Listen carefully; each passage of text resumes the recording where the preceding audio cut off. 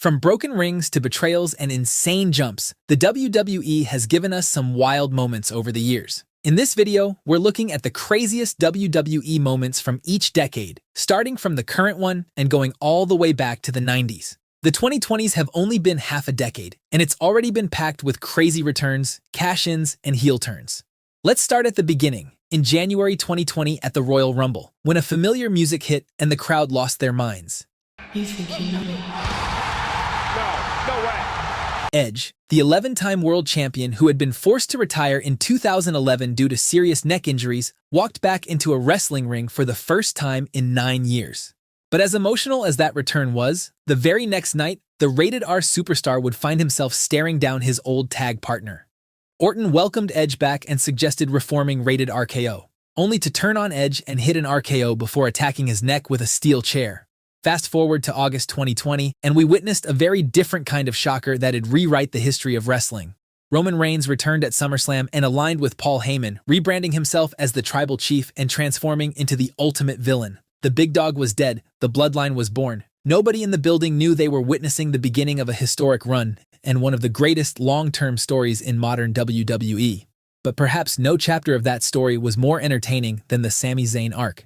After spending months infiltrating the bloodline and eventually being embraced as the honorary member, Sami Zayn had finally found his people, or so he thought. When Roman pushed him to attack his best friend Kevin Owens at the 2023 Royal Rumble, Sami snapped. Instead of following orders, Zayn chose to strike the head of the table in the back with a steel chair, shaking the very foundation of the bloodline. And speaking of foundations shaking, Brock Lesnar literally moved the ring with a tractor at SummerSlam.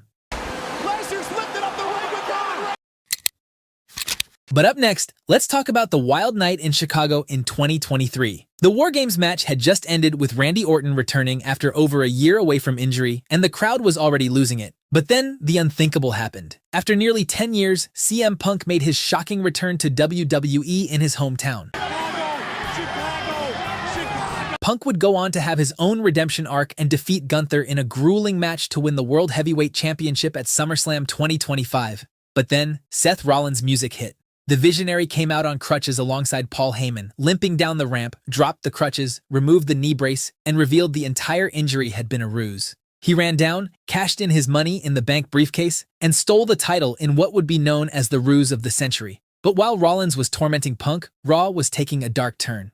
In the summer of 2024, the lights went out, Nikki Cross crawled toward Bray Wyatt's lantern and directed the cameraman backstage, where it was revealed that numerous WWE staff and security personnel had been brutally attacked, with Eric Rowan, Dexter Lumis, and Joe Gacy standing over the carnage before Uncle Howdy announced the arrival of the Wyatt Six. A few months before this, the final boss returned as a villain in early 2024, and on March 25th in Chicago, The Rock viciously assaulted Cody Rhodes in the ring in one of the craziest endings in Raw history. The payoff of that story came at WrestleMania 40 when Cody Rhodes defeated Roman Reigns and became WWE Champion in one of wildest Mania main events with cameos galore. But before all of that, 2022 gave us one of the biggest plot twists in wrestling history when Vince McMahon was forced to step down from the position of WWE chairman. And speaking of Vince, before being exiled from the company, he took one final stunner from his biggest nemesis when Stone Cold Steve Austin came out of retirement for the first time in 19 years. The 2020s aren't done yet, but they've already given us some iconic moments. But up next, let's travel back to one of the most chaotic decades in WWE history, the 2010s. The 2010s were unpredictable, and the tone was set almost immediately. In the summer of 2010, a group of rookies from NXT invaded Raw, destroyed the ring, demolished the announce table, and laid out John Cena. The Nexus had arrived, and WWE hadn't felt this alive in a long time. But while Nexus shook the foundation, one man was about to change the industry forever.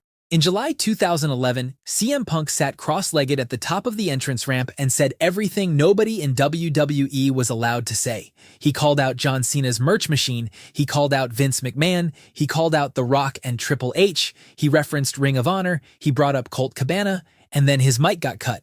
The pipe bomb was a declaration that wrestling could still be unpredictable.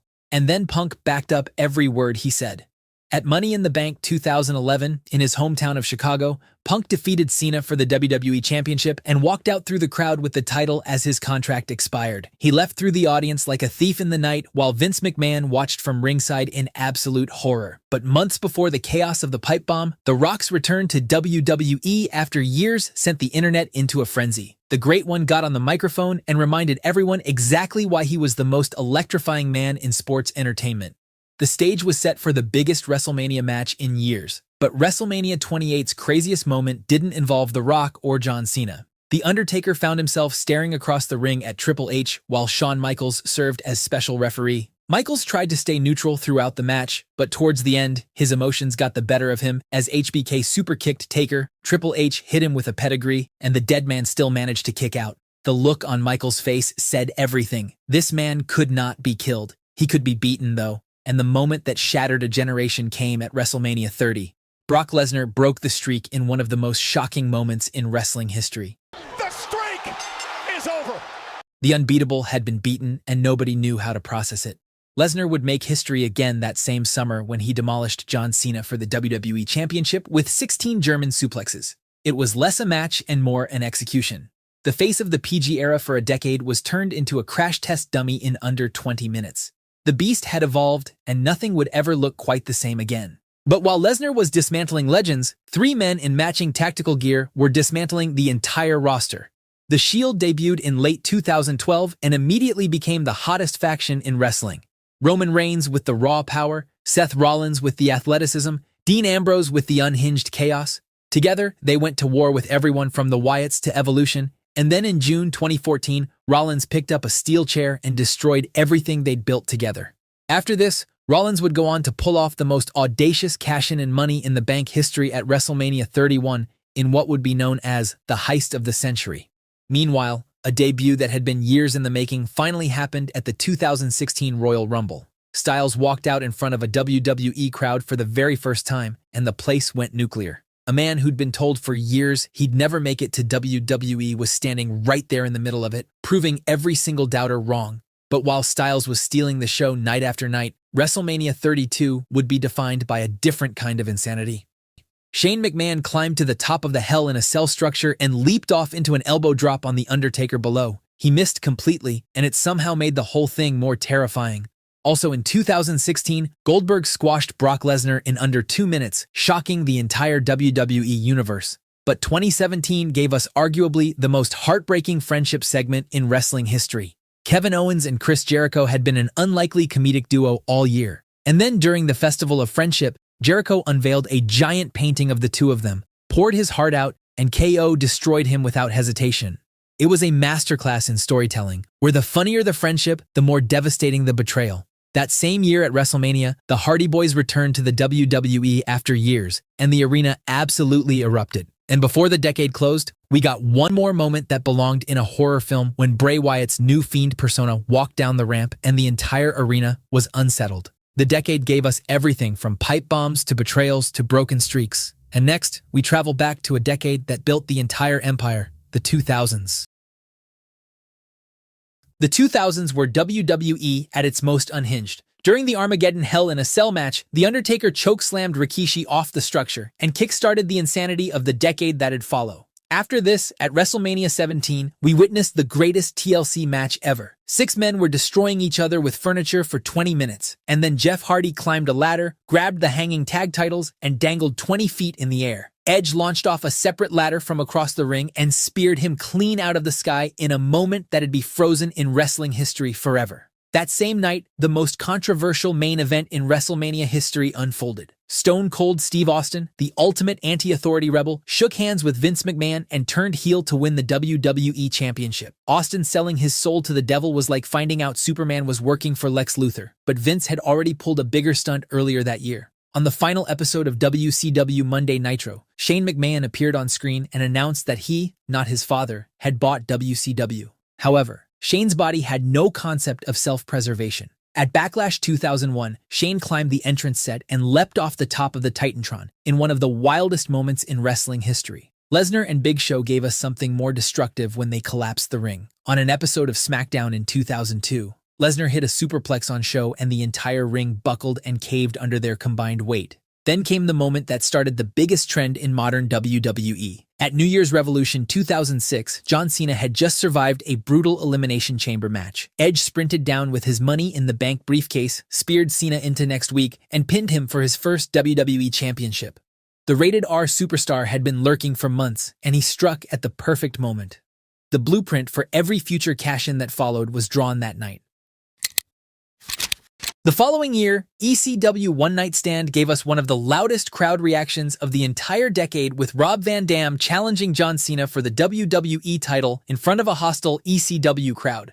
RVD pinned Cena in the middle of the ring, and the Hammerstein Ballroom erupted into something that sounded less like a wrestling crowd and more like a revolution. Cena would go on to reclaim the title and dominate 2007 with a reign that lasted over 350 days. In late 2007, Cena had been written off TV with a torn pectoral muscle, expected to miss a year, but Super Cena was back in 4 months. His music hit at number 30 in the Rumble, and Madison Square Garden lost its collective mind. Nobody saw it coming, and that made it one of the greatest Rumble returns ever. Jeff Hardy took things to another level, though, when on a 2008 episode of Raw, Hardy climbed the scaffolding above the entrance stage and hit a Swanton bomb onto Randy Orton. And speaking of Orton, the Viper closed the decade with one of the most uncomfortably personal moments Raw had ever broadcast. With Triple H handcuffed to the ropes, unable to do anything but watch, Orton crawled over to Stephanie McMahon and kissed her directly in front of her husband. The 2000s were wild, but up next, let's talk about the decade that cemented WWE as a global wrestling juggernaut, the 1990s. If the 2000s were unhinged, the 1990s were the decade that built WWE's entire language. It starts with a window in January 1992 at the Barbershop segment. Brutus Beefcake was attempting to reconcile the Rockers on his talk show when Shawn Michaels turned on his tag team partner and threw him straight through the glass window behind them. 2 years earlier, the decade had opened with the biggest changing of the guard the company had ever seen when the Ultimate Warrior defeated Hulk Hogan at WrestleMania 6. But nothing in the 90s was more controversial than what happened on a November night in Montreal in 1997. Shawn Michaels had Bret Hart locked in his own sharpshooter. Hart hadn't tapped. But the referee rang the bell anyway, as Vince McMahon had ordered it to screw Bret out of the title before he left for WCW. The Montreal Screwjob was a crack in the fourth wall that permanently changed how fans watched professional wrestling. That same year gave us another image that lives forever, when a massive red figure walked through smoke and fire and attacked The Undertaker during his Hell in a Cell match versus Shawn Michaels. And speaking of Hell in a Cell, 1 year later, Mick Foley climbed to the top of the 16-foot structure, and The Undertaker threw him off through the announce table in one of the craziest moments in wrestling history. A year later, Foley produced the moment that shattered the internet before the internet even really existed. During a taped episode of Raw in 1999, Foley, as Mankind, defeated The Rock for the WWF Championship. The result was leaked early by WCW, and fans who knew phoned friends mid-match to tell them. But before all of that, one unscripted moment in 1996 changed the entire trajectory of WWE. The Clique, Shawn Michaels, Triple H, Kevin Nash, and Scott Hall, broke kayfabe in Madison Square Garden during Nash and Hall's farewell show before they jumped to WCW. All 4 men embraced in the ring, heels and babyfaces together, in full view of the live crowd. Vince McMahon was furious. Triple H was punished for months, and his push went to a bald redneck named Steve Austin. In June 1996, Steve Austin defeated Jake Roberts, gave us the most iconic promo in wrestling, and launched an entire era of professional wrestling that saved the company from bankruptcy. This era would see Austin and Mike Tyson's confrontation on Raw, Vince making Trish bark, DX invading WCW, Austin stunning Vince, spraying the corporation with beer, and making Raw must-see every week. And if you want to relive the entire history of the Attitude Era, check out this video next.